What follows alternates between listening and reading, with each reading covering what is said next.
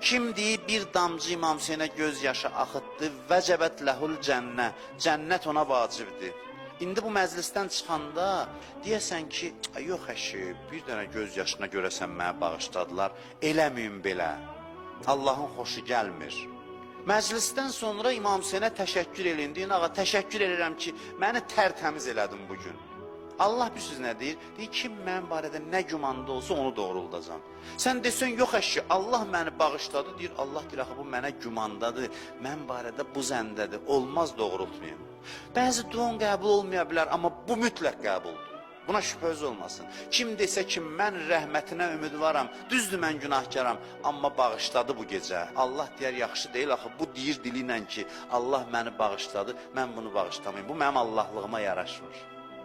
Mənim Allahlığımla bir araya sığmaz. Düşünməyin belə ki, görəsən, bu suizəndir ayələrini oxudum. Allah qəzəbli danışır belə adamlarla.